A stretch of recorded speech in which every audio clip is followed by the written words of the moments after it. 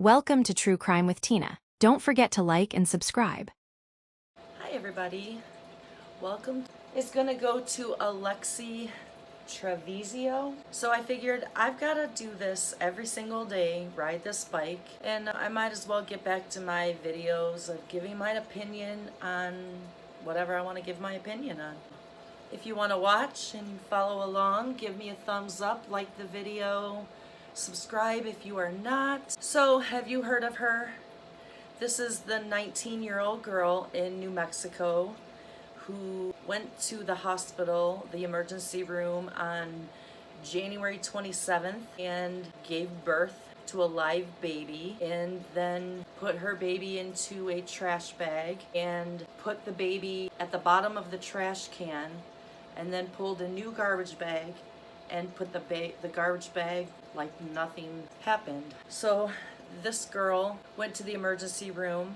They took a pregnancy test on her. It was positive. They confronted her and she lied through the entire emergency room visit. Her mom was on top of her like stink on poop. So figured, I in no way excuse this girl for anything. She needs to be in prison. Why she is not in prison, right now in jail waiting for her trial, I don't get it. Why is she out? To just go and have another pregnancy and kill another baby? So there's a lot of people talking about her right now.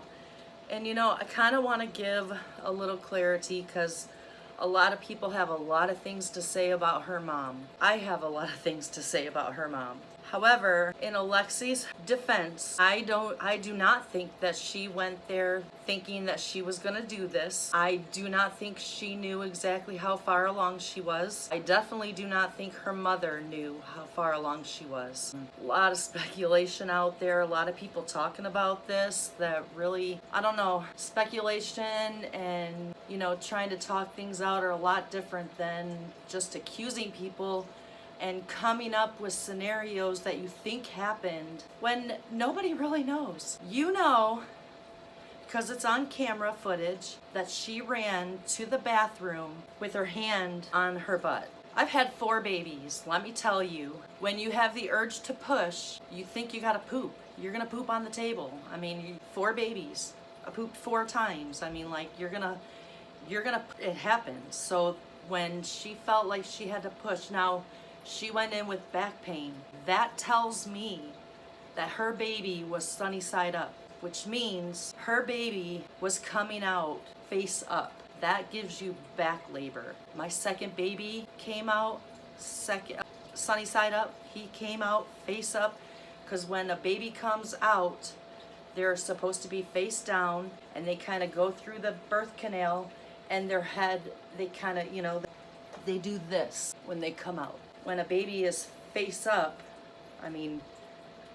it's not the right way. You're not supposed to be born face up. That's what that tells me. When she thought she had to poop, I really think she thought she did. That is the feeling that you get with the urge to push. So her baby an autopsy was done, and her baby was 38 weeks. So she was full term. She was definitely in labor. Did she have any hospital care? Did she even know how far along she was? We don't know. Nobody knows if she had any hospital care, any doctor care, any prenatal visits. I think when she went into that bathroom, it probably happened how she said. It just came out of her. I believe that. I believe she thought she was gonna poop. You push and it all came out. I think she panicked. I've seen comments, there was no blood on her clothes. She probably took her clothes off and put her clothes in the sink. No, the sink was running. The sink was running, the toilet was being flushed a lot. She was locked into the bathroom for 30 minutes. She didn't let anybody in, it was locked. However, about 10 minutes into her being in the bathroom, her mother went in and checked on her. People say that, I've seen comments saying that that's when her mom told her to do what she did. I don't think that. I do not think that. If at that point the baby was in the toilet or in the garbage, she did not let her mother see that. Was there blood? So that I know the bathroom was full of blood. I don't think that came from the childbirth. I'll explain what I think all the blood in the room was from. I'm going to try to do this YouTube friendly. I believe she gave birth. I believe she took the baby out of the toilet because a baby is not flushable. You cannot flush a baby. However, you still have the placenta. The umbilical cord would come out with the baby. So you're gonna have a cord that's being, from inside you, that's connected to the baby's belly button. I believe she panicked. You cannot, it takes several, of these to get through an umbilical cord when you cut the cord. You can't just go, you gotta work at it. You cannot, people have claimed, well, maybe she bit through it. I don't think that either. There's only one way. I believe that baby got undone from that cord. The most sensitive spot on a baby when they're born is their belly button, because that's where they're being fed. That's where the umbilical cord's coming from. I feel it would be less work to rip the cord from here. I believe all the blood came from probably not really understanding what's going on. Like, you're gonna birth your placenta. However, now she's got this cord, umbilical cord coming out of her. I believe she pulled it out of her. That is called a retained placenta, where some of it's still retained. Maybe she didn't get it all. And I believe that is why she was so profusely bleeding, and that's what the doctors were all worried about, was her. She just gave a baby, or had a baby, and the placenta was not with the baby. And now she was transferred to Loveless General, and by a helicopter, she was flown there, and they did not find the placenta. So if they didn't find the placenta at that hospital, and they didn't find the placenta in the bathroom, I believe after she pulled it from the baby, I believe she pulled it out of herself and flushed it. And if you've never had a baby, yet you can't do that. Your placenta is going to be birthed just like the baby. Once 5-10 minutes after the baby's born, you are going to start getting contractions again, just like you did when you gave birth. You're gonna push the placenta out. However, it's not gonna be as hard as the baby. And I'm telling you, it only takes minutes to give birth. I'm telling you, minutes. It's not hours for everyone. It's not hours of pushing. With my second child, I pushed 3 times and he was out. I mean, no. Even for my first baby, 6 hours, and I pushed just a couple times. Some people are natural pushers. Some people are not. Some people have really good birthing hips. Some people don't. She didn't need to make noise to have a baby. If she was pushing, thinking that she was gonna go poop, and she birthed that baby into the toilet. I'm a breath holder. I hold my breath when I am in pain. So when I push and when I'm in labor, this is what I look like. No noise. I hold my breath until the pain goes away. And then, I would get so no, not everybody's loud, and not everybody takes hours. Takes minutes. And especially if she's sitting, there's gravity went with the baby. I mean, it just came out.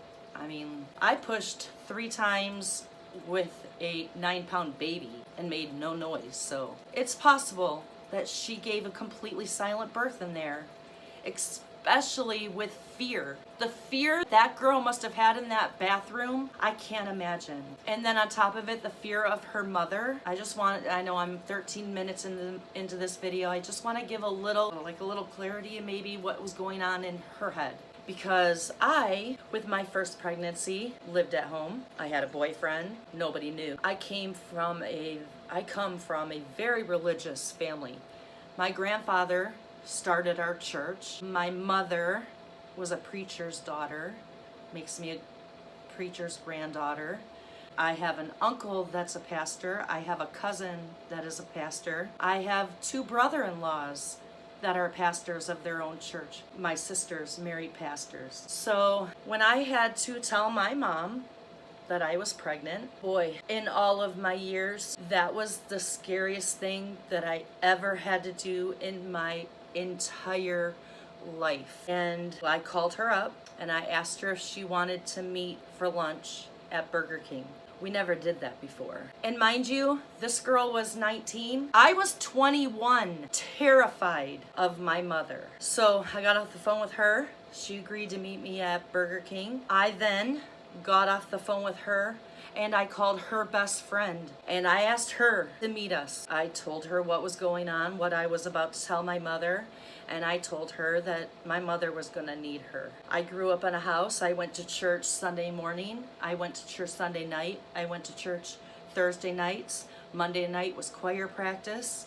I mean, it was her way or the highway. If you lived under her roof, you went to church. No ifs, ands, or buts about it. So after the shock of everything, she tells me that I'm gonna, well, first of all, okay, so first person I told was the father. He told me to look up in the phone book A for abortion. I said, absolutely not. I'm not doing that. He told me, see ya wouldn't want to be ya. So now I'm alone and I gotta tell my mom, and I tell her, and she tells me, well, first of all, she told me I was going to go to Highlands, which is a Christian home for unwed mothers. They take care of you, they give you a home, they feed you, they give you everything that you need.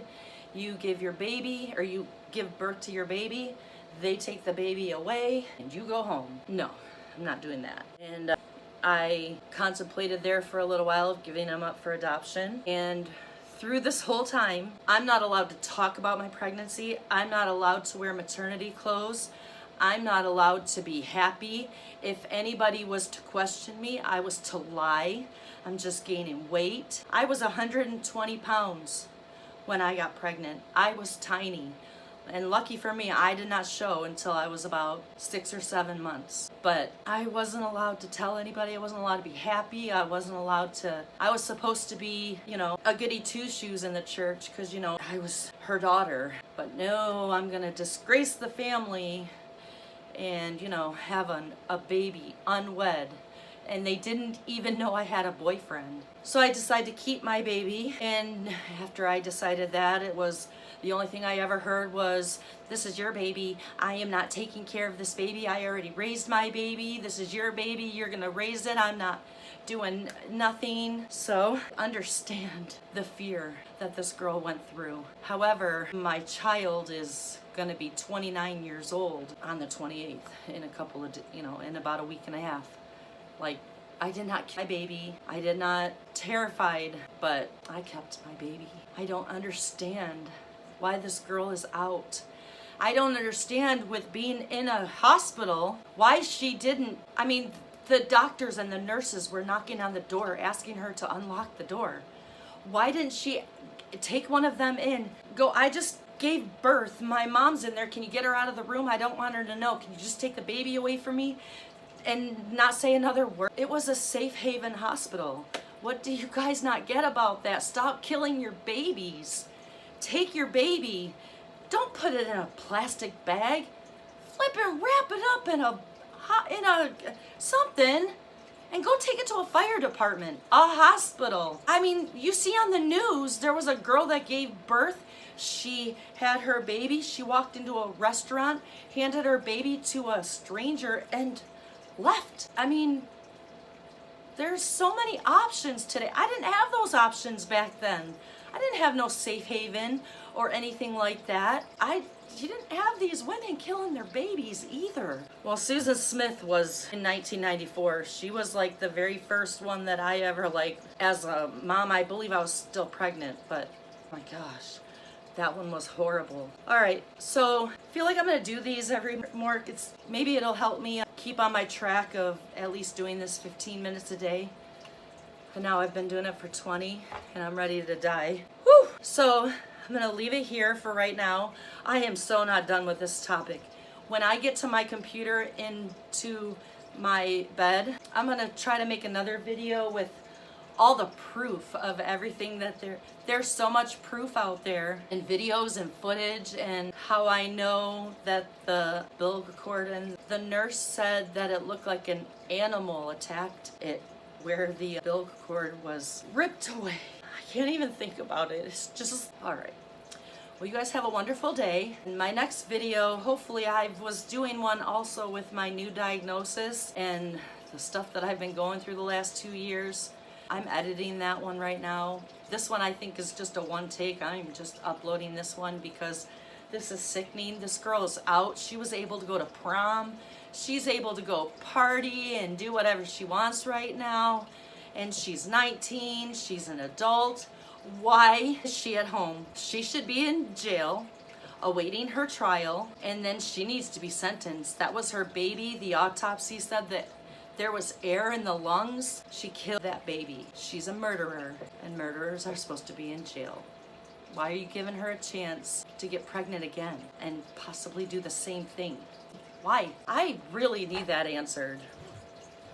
All right, you guys have a wonderful day, and I will see you on my next video. Bye.